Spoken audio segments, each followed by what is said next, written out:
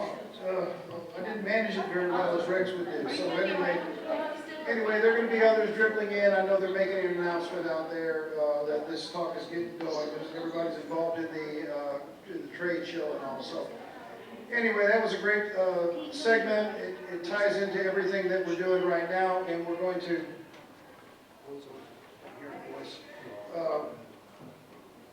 So we're going to talk about, the title of this session is Looking Back to Move Ahead, Status of the Louisiana Seafood Industry in the Historical Perspective.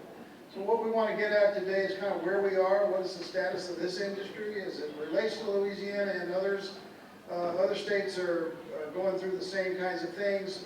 So I want to welcome Dr. Jeff Stewart from UL Lafayette to come up and give sort of a status of where we are now, and then where we are now, what's happening in this industry, and then with Dr. Don Davis after that, giving us a review of where this industry's been and where we're likely to end up. So with that, Dr. Stewart.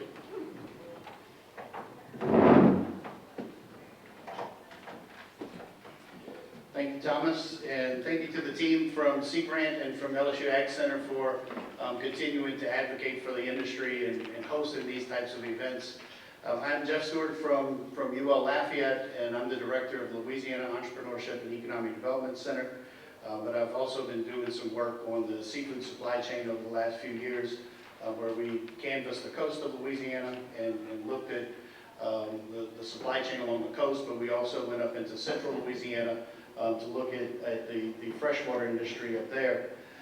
So, in terms of the state of the industry, I think we're well versed in some of the challenges that we have in the industry. What I want to do today is, give a little bit of optimism in terms of some of the market opportunities that I believe our industry faces.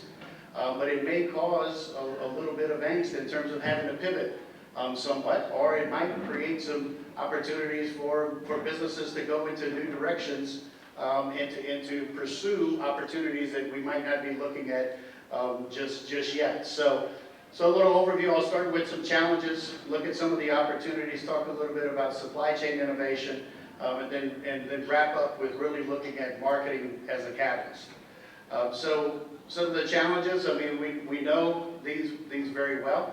We see it right now. The price disparity between foreign and domestic right now is very pronounced. So we're seeing vessels that aren't going out to fish right now due to this.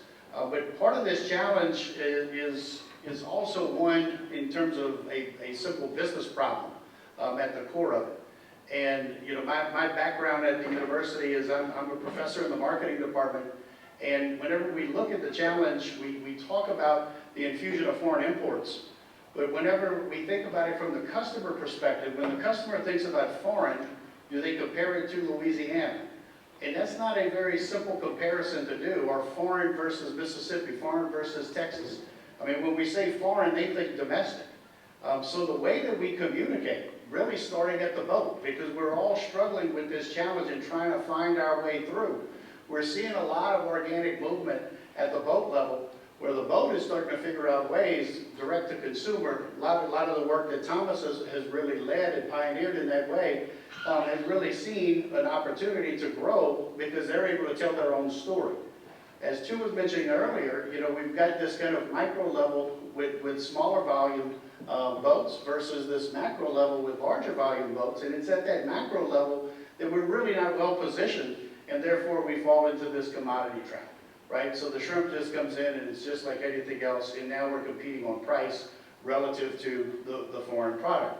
But there's an assumption here. The assumption is that domestic and foreign products are the same whenever we're in that commodity trap and we're competing on price. Well, we all know that the quality is not the same.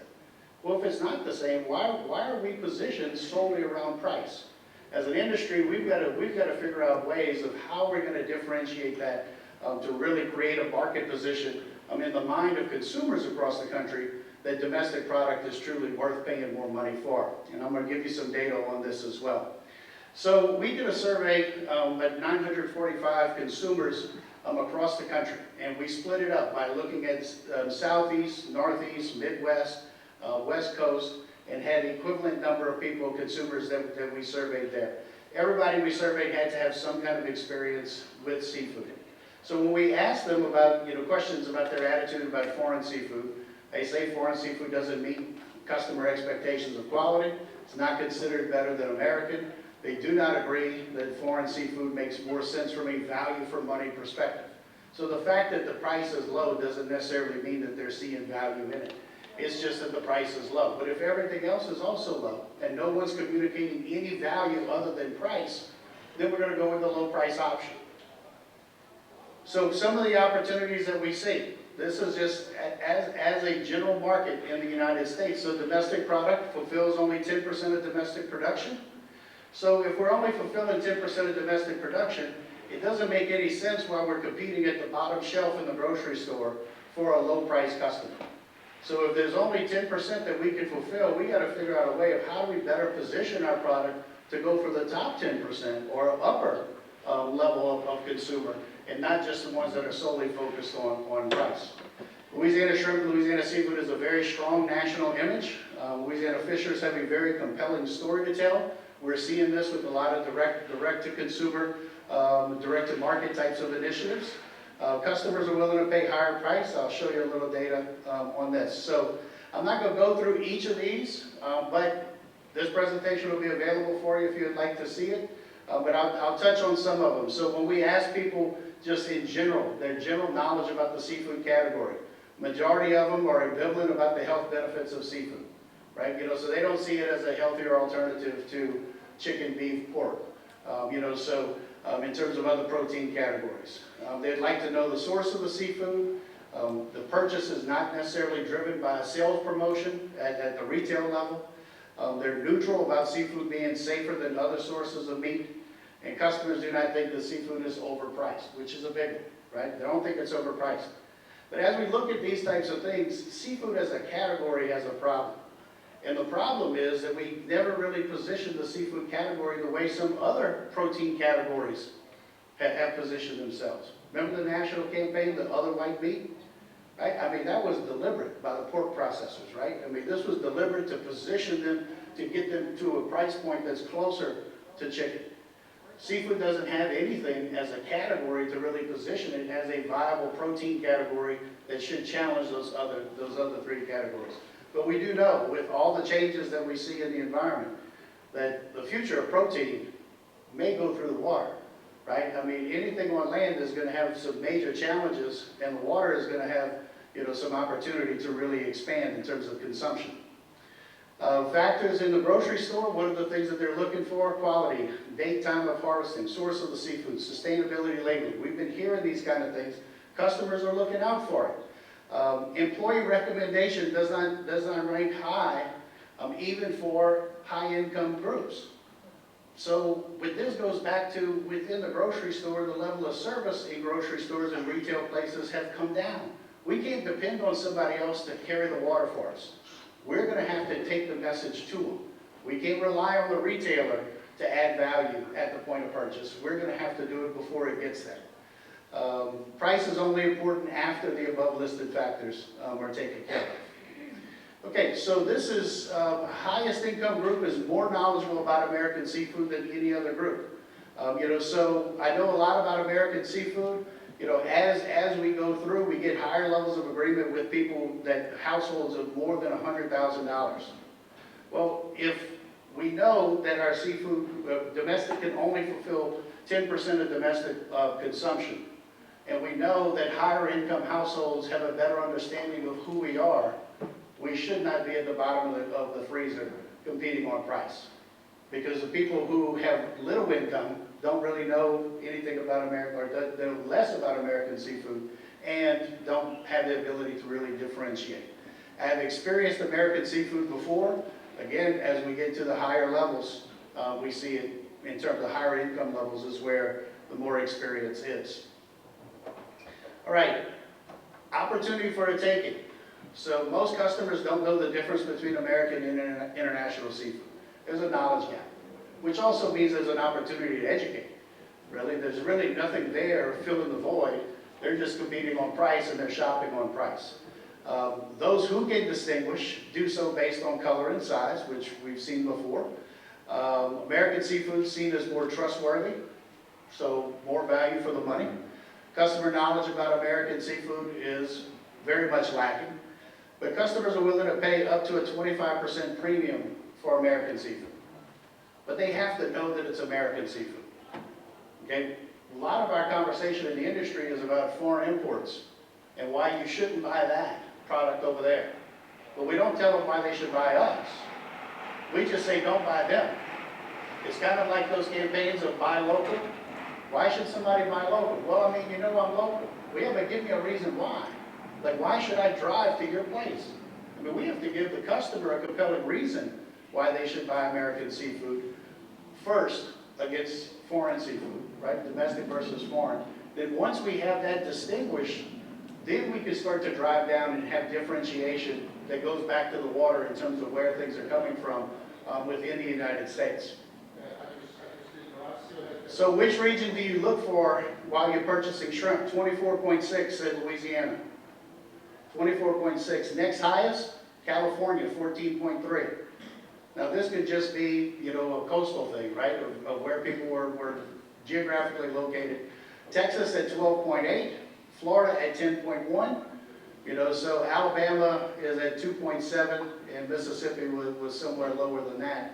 But between Texas, Louisiana, and Florida, we have about 50% of the geographic destination in terms of when we think about purchasing shrimp, we're thinking about the Gulf of Mexico, okay, versus other places throughout the United States, which again is very positive because now we have a position in the mind of the customer that shrimp is coming from this region, and within this region, Louisiana is the #1. So marketing as a catalyst. So the value of Louisiana seafood is more than price alone. We can't compete solely on price or we're right back into this commodity gap. So we need to target and build a market position for Louisiana seafood or Gulf seafood, depending on how we want to approach it, in markets that seek higher quality. But in order to do that, we can't do it just with the fishermen alone. We can't do it with the people who are on the water every day just working the boats. We heard this in our work in looking at supply chains where, you know, we had a state senator say, hey, you know what, until this industry gets a unified voice and they come to the legislature, we don't really know how we can help them. Similar to like what the Sugar Alliance does, for example. The difference is we don't have many big businesses in the seafood industry. These are a lot of small businesses. A lot of you may have been working on the water late last night or early this morning. So to get small businesses together is going to be a challenge. And it's not because of lack of effort. This industry has tried for a long time. And we've got all these task forces, right? Everybody's doing their day job and then pitching in to try to help the industry. This is one where we're going to need, at the water level, those businesses at the water level, but the processors and the distributors as well. But we also are going to need state government in terms of economic development, LDWF, any state agencies, Seafood Promotion Marketing Board, coming together to say, hey, we're not competing as an individual business. We're competing as a category. We're competing as a seafood category against foreign imported seafood. Very similar to what happens in Alaska, right? We know Alaskan salmon. But the state of Alaska puts a lot of money in positioning Alaskan salmon. And nobody's going to confuse Chilean salmon with Alaskan salmon, right? People who are looking for Alaskan salmon, if you bring them a product and say, hey, you know what, you know, this salmon fillet at the restaurant is $20. They're going to say, yeah, that's not Alaskan salmon. That's the type of customer that we have to get to. That's where Alaska's been successful of saying, hey, I'm going to go and I'm going to work with customers who are willing to pay the proper rate, the proper value for the product that we're bringing to market. So new products in new markets. So innovation is needed in establishing this market position. You know, so for example, I mentioned Alaskan salmon, but even within Alaska, we got Copper River salmon, which is even more specific, right? In oysters, we do a good job with it, especially some of the off-bottom. We're seeing all of these boutique brands pop up all over the place. But then whenever we go to Pesh or wherever to get oysters, they're going to say, hey, you know what, Apalachicola is this price, you know, Murder Point is this price, and then we got some LA7s. Like, well, what's an LA7? I mean, that's in the mind of the customer. What's an LA7? I'm sure it's somewhere. If we go down into the marsh, man, we've got great names of little bayous and cuts and all these kind of things, very exotic. How does Murder Point become the most preferred brand? In a category where people are worried about getting sick if they eat oysters.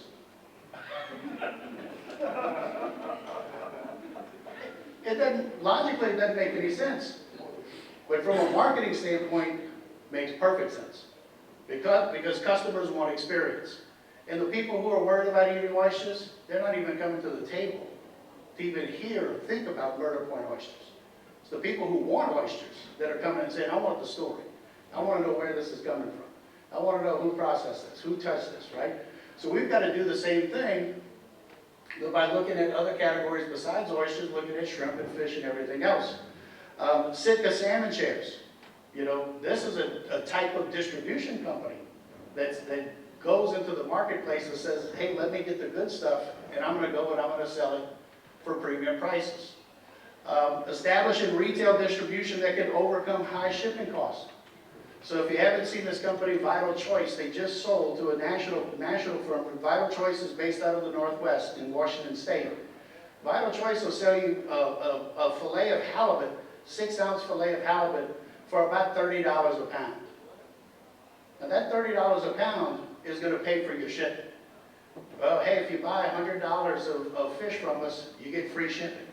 Well, that shipping's not free. That halibut's also not $30 a pound, right? You know, so the shipping is built into the price. The customer responds to free shipping, says, hey, you know what, let's do it. So go check out Vital Choice. They do a wonderful job of really positioning their product at premium prices, but they're a very, very good marketing company, and they really understand how to reach the right customers. Their marketing firm that they use is based out of Dallas, called the Fifth Food Group is based out of Dallas, and it's a company that would like to work in Louisiana. So some of the other innovations that we have, so Genco, who was just up here, this type of event with Sea Brand. LED is getting more engaged in trying to bring different economic development tools to the table to help the industry. We've seen a lot of consolidation in the cold storage space in New Orleans. These companies are moving in, they're going to need product. But we have to figure out a way of how do we encourage them to get to customers who are willing to pay a little bit more. I'm going to skip through a couple of these real quick so I can get to a little bit of a summary. So when I think about the future of this industry, I think the future is really predicated on our ability to position our industry as a category.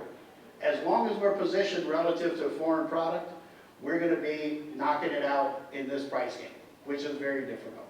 So we're going to have to figure out a way of how do we better position domestic production in the mind of customers. And we have a lot of data now on where customers are looking to go. They're willing to pay a higher price, but we got to get in front of them. And if we can get in front of them, we know that we've got the story from Louisiana and from our fishermen that we can give them the value that they're actually looking for. So on the micro side, we're going to continue to see growth in this direct-to-consumer, but it's on the macro side where I think we have the biggest gains to make.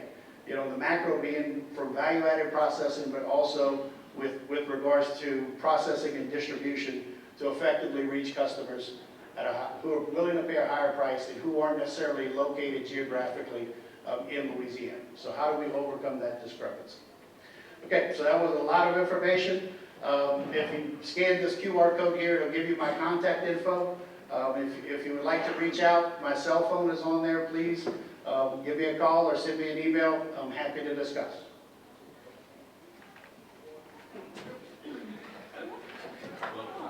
68-year knees. Thank you, Dr. Stewart. Always love to hear him talk because he talks so good. You know, he's a great colleague to visit with. He and I spent a lot of time talking about projects and seafood, and we've had a lot of phone conversations with people that are doing well with seafood. They're not even concerned about the price. They sell it to people that want the best, and they don't discriminate on prices, dollars per pound or whatever. So anyway, there's a lot of room for us to work through that. I think it's a new direction that we need to go. I know Dr. Stewart's got to slip off to another meeting, so he's going to be leaving us. But now I want to bring in Dr. Don Davis, who is a colleague of mine at Sea Grant, and he'll further describe what he does. But he's got a new book out, and Dr. Davis has been really good at a historian in our seafood industry and looking back at things to help us see maybe what the future may look like for the experience that we've been through in the past in this industry. It's a long story. Dr. Davis? We need to get this slides up. Oh.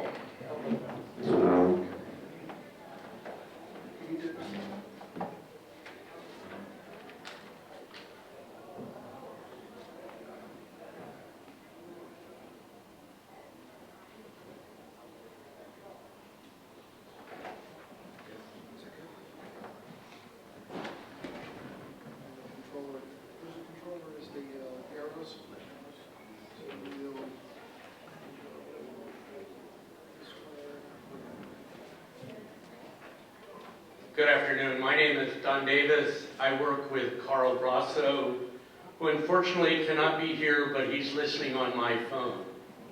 I've been asked to give you a summary of 300 years of Louisiana history in 12 minutes. Hold on to your hats, because this industry has more convoluted turns than you can visualize. And Dr. Stewart was pointing out a program that's already been in place. So we begin this journey by pointing out, first of all, that Louisiana's historical record shows that Drunkard's food was freshwater prawns, and then by 1912 we were actively involved in freshwater prawns. Please note that, although this image is a bit small, please note that we had river rats, we had baskets, we had people who were using what we know as a Mississippi skiff. And I'd like to point out particularly the baskets. Those of you that are captains, I think we have to understand that the hardware store is an integral part of how you do business. So we go to, let me get this right, Davison, Shannon, Chauvin brothers, all 100 years old. On the west bank of the river in West Wego, the only U.S. city that's a complete sentence, we have Alario. On the east bank, we have Fisherman's Net and Supply, and then further west in Delcombe, we have Touchard. Those are absolutely critical. We can talk about the boats all you want, but they don't work without a winch and a net. Well, that being said, we then have to look for a time at the evolution of the product. The product first was a dried product. We've titled our book From the Bay to the Bayou. The Bay is San Francisco. The bayou, in this case, is Oyster Bayou. At one time, this photograph clearly shows 6 shrimp drying platforms. But where did this technology come from? The technology went from San Francisco Bay to Louisiana, and the reason was the Chinese immigrated to the United States between 1850 and 1864, largely because of an uprising in which nearly 100 million people, put that in perspective, that's 1/3 of this country's population, left. And they left going to Gold Mountain, which was the vernacular for California. They were not welcome. They were looked at as interlopers. They were vilified simply because they were too productive. That was not the only place. The largest mass hanging in Louisiana was Italians because they worked too hard. The largest mass hanging in California were the Chinese because they worked too hard. So the Chinese had to endure what we know as the Chinese Exclusion Act. They were excluded from coming to this country from 1882 to 1943. 61 years, and when they finally could do it, no more than 104 visas. Even though that is the case, Chinatown, a city within San Francisco, developed shrimp drying platforms around the east and west side of San Francisco Bay. they were highly productive. But the market was not California or the United States, they went to China. So we want to remind you that the first internationalization or globalization of shrimp came not from any other source than the Chinese developing a dehydrated product. However, they were not allowed to mass market this in the United States until they had Chinese communities. By 1873, the settlers in California, and more importantly, probably from Cuba, began to migrate into Louisiana. And at one time, the largest Chinese population west of the river was in Louisiana. They came here bringing with them the ability to market, the ability to dry shrimp, and we know that because the process by 1885 was indeed patented. Yi Fu, probably. And you'll note the patent says Grand Lake. It's an archaic landscape feature lost. It was literally Upper Barataria. Now I want to point out to you that as the Chinese arrived, they had to modify the shrimp drying technique. So they elevated the platforms. Now note very carefully that the building is above the water level, on pile, and that everything had to be delivered by boat. And remember, boats were driven by the wind. There's no power other than this, because they were seine crews. Now, all of you fishermen here, I'm going to ask you a simple question. Do you realize your roots are guys up to here in water dragging a seine? Alvin Kamara couldn't keep up with them. That's pure muscle mass. And yet, it's forgotten. So as we consider this, particularly a place known as Manila Village, one of the largest platforms, the crews working there were seine crews. They were bringing shrimp to this isolated platform, and the Chinese were building them here. Anybody that's ever got a loan, do you think there's a bank in Louisiana in 1880 would have loaned money to the Chinese? How did they do it? Well, they have their own system. It's called benevolent societies. And it's been proven that the Chinese 6 companies were the brainchild of Chinese getting the money that allowed them to buy whatever they needed. And that's not unique because the Slavics did it, the Yugoslavians have done it, the Vietnamese do it, the Portuguese do it, the Germans, I've even met people from Ethiopia. It is the bank. And that bank underwrote the platforms that, in fact, were highly integral to a Chinese community in New Orleans. Indeed, by 1910, there were at least 400 Chinese in the Big Easy, half of which were in the laundry business. And they were there because they could do it. Meanwhile, while the Chinese are working on one side, out of Homa, we were beginning to market through Bloom & Bergeron, a company that's also 100 years old, through the use of barrels. Now, on the shrimp fleet, you still hear the term barrel. 1 barrel, 210 pounds. But there are no wooden barrels left. But it is a mindset that is an artifact of the past history. So if we look at Bloom & Bergeron's barrel heads, clearly they marketed to Chinese, people who speak Spanish, and elsewhere. We were fortunate enough to get into Bloom & Bergeron's archives. Using actually the envelopes, we created a map showing one integral bit of time for Bloom & Bergeron's distribution of dried shrimp around the world. Now, most people do not realize that when you look at items on the shelf, you know dried shrimp, but what is ground shrimp used for? It's a condiment in South America. You will find recipes. So if we phase back to early on, we had to have ice. Do you realize the first manufactured ice in this country was in New Orleans in 1868?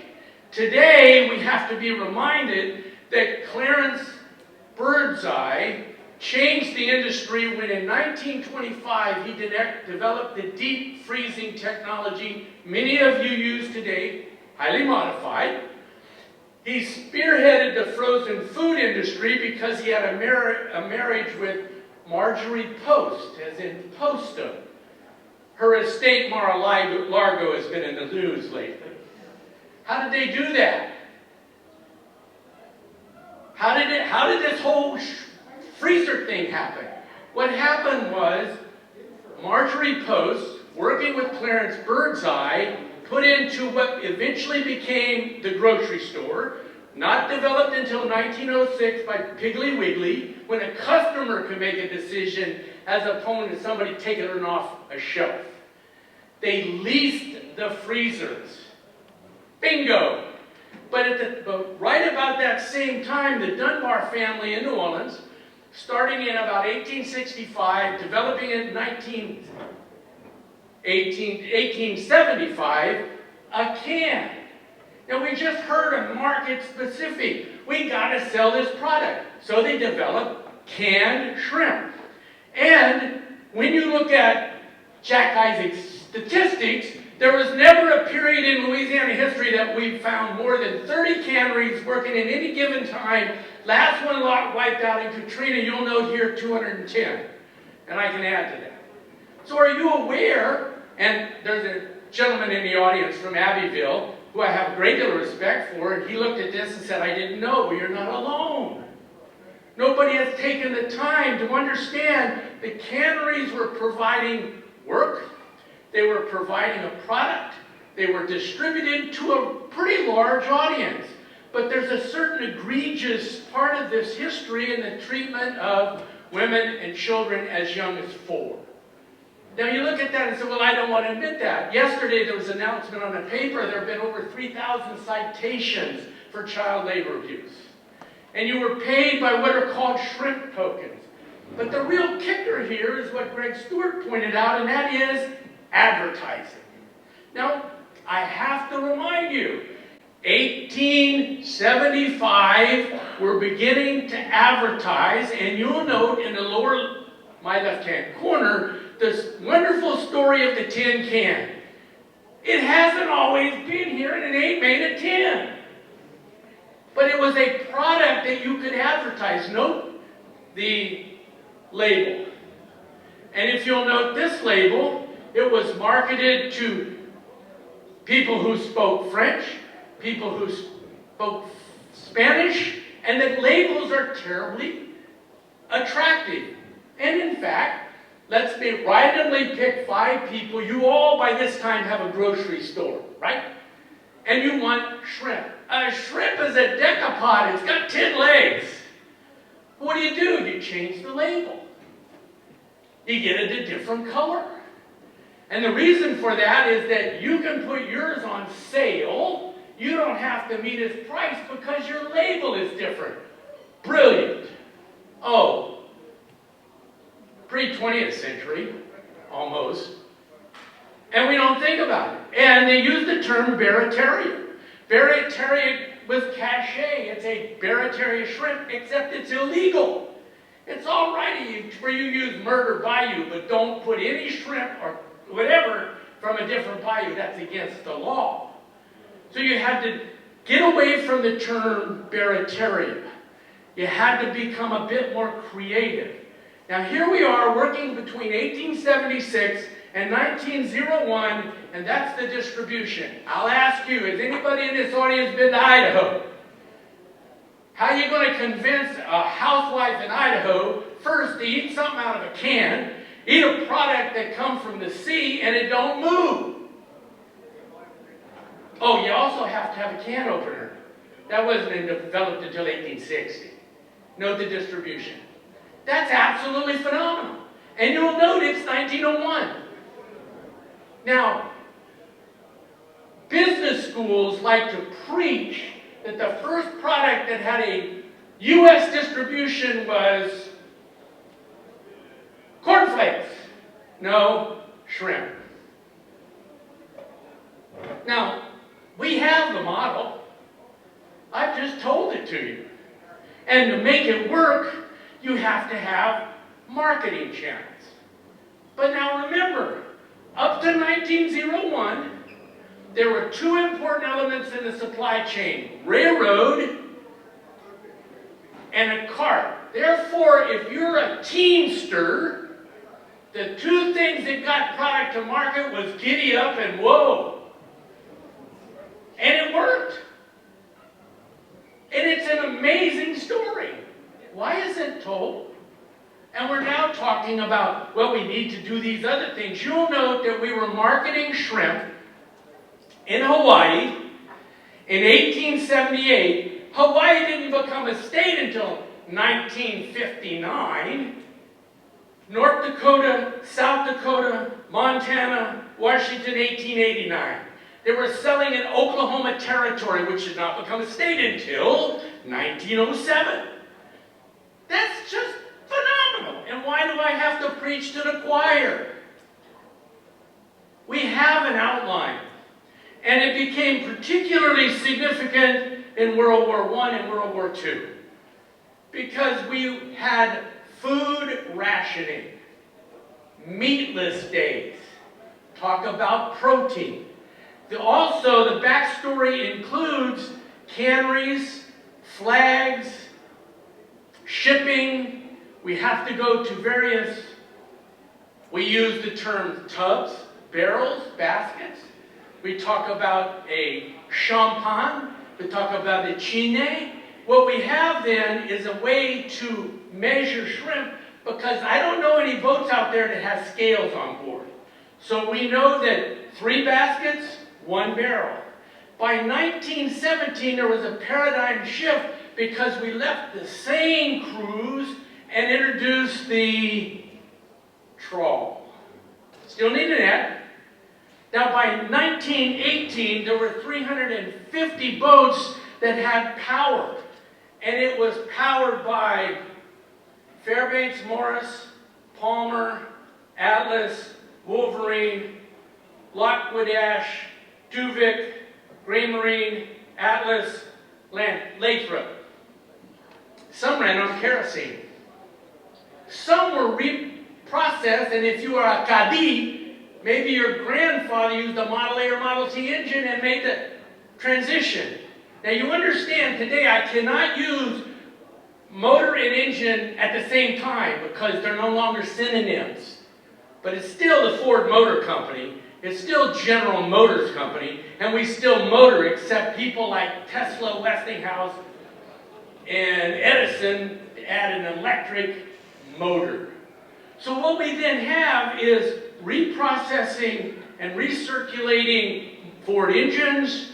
We see an evolution of boat types. The Blaxian, where the wheelhouse is to the back, was developed by Jaco Jack Kovacevic. We get into a phase where we find jumbo shrimp, particularly marketed through Morgan City, but certainly found off by Lafourche. And we had the birthplace of the super trawler. That was in Fernandina Beach, Florida, the Teliacas and Dianis family. And they brought, they meaning people like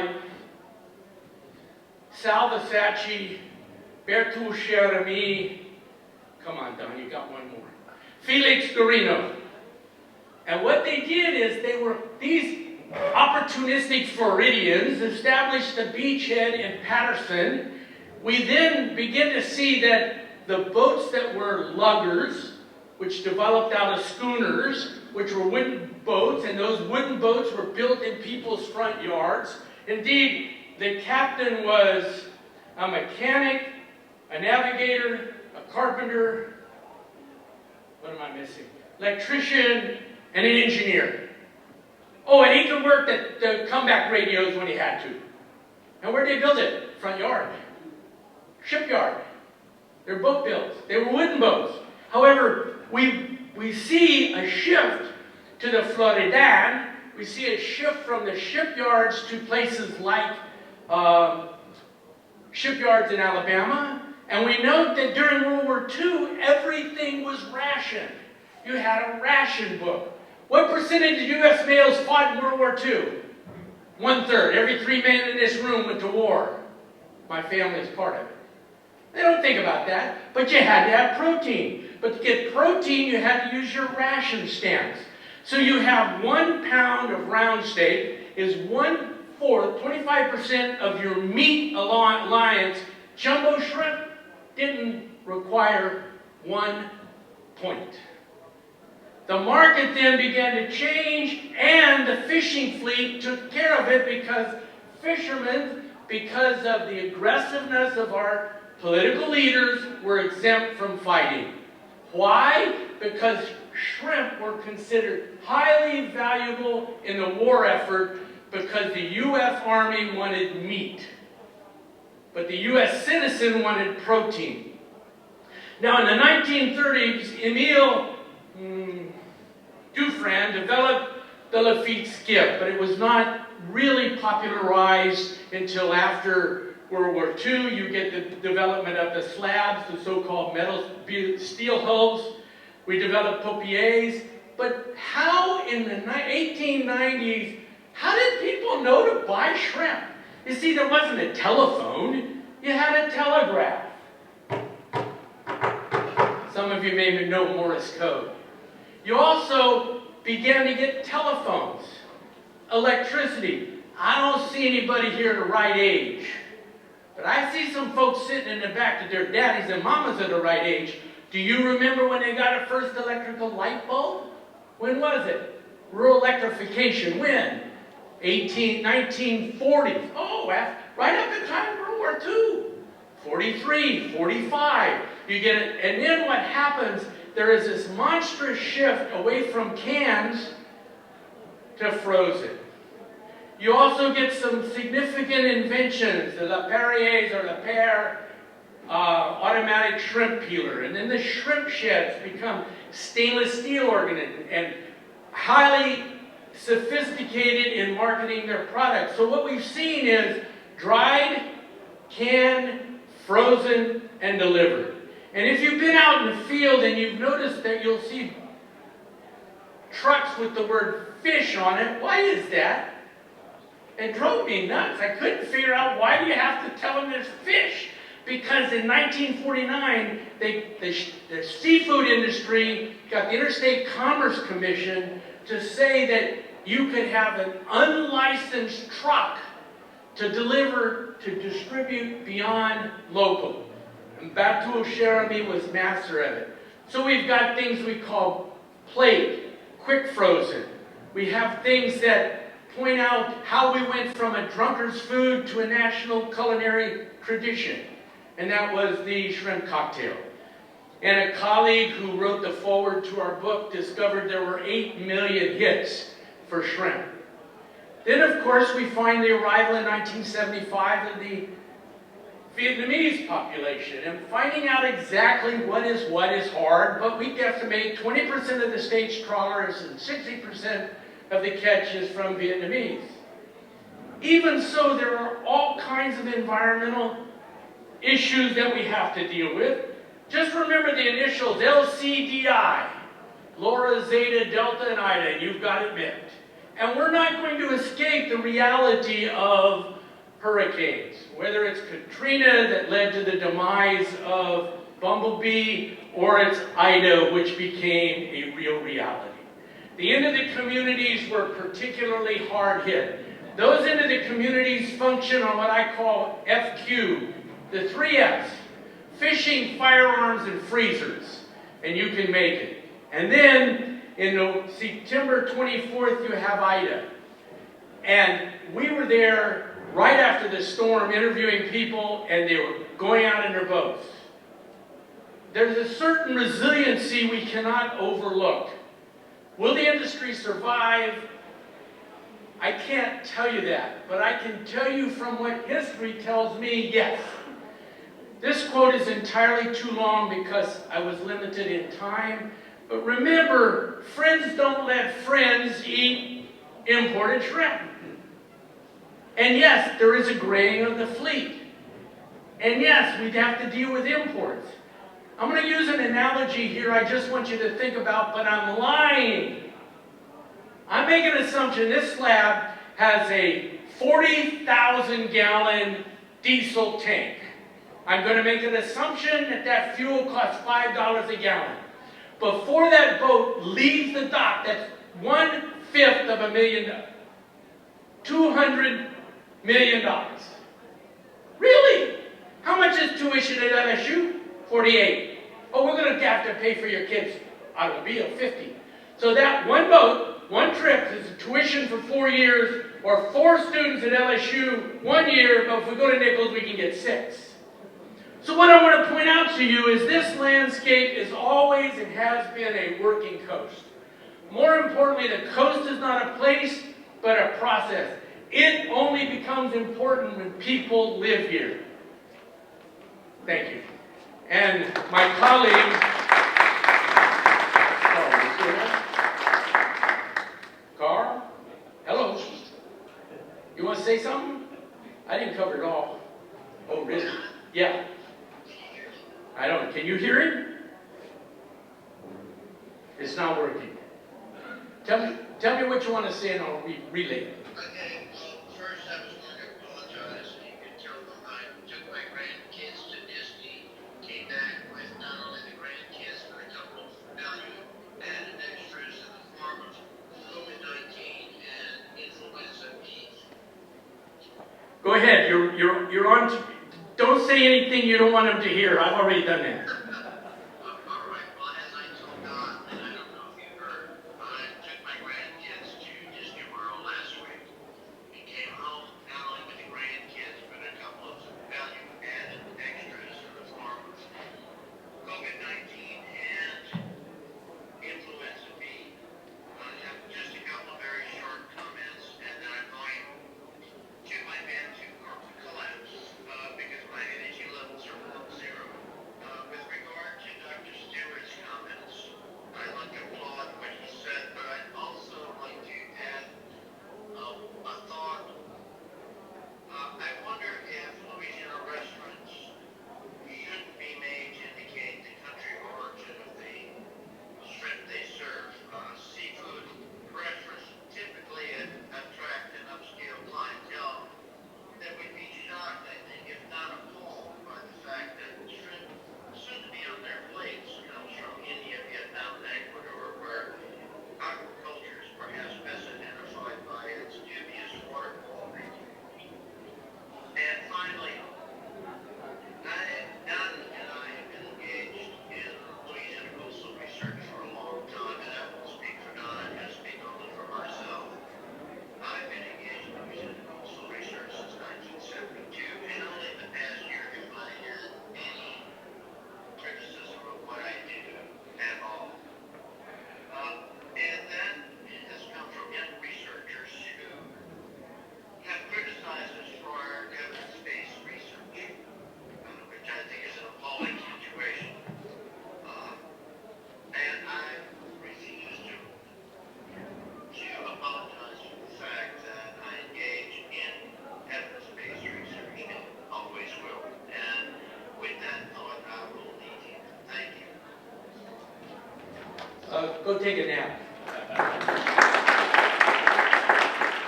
So clearly from a historical perspective, condensed into a short amount of time, there is a template. It's already there. It's amazing business schools don't realize it. You've been there before. If I have to leave you with 3 words, I'm going to borrow from the United States Marine Corps.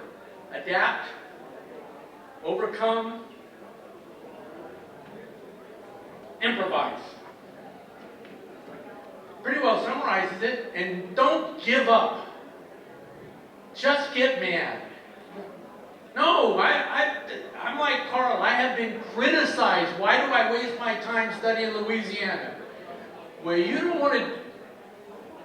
Yeah, I'll give it away. You don't want this 80-year-old man on your backside. Enough said. Pass a good time, but don't pass out.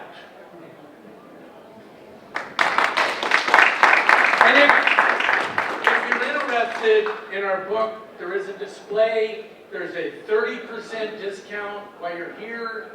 Note that there's a little, and there's a code. The code is Third Coast 2023, and you will, this book is cheaper than the tip you had last night. fitting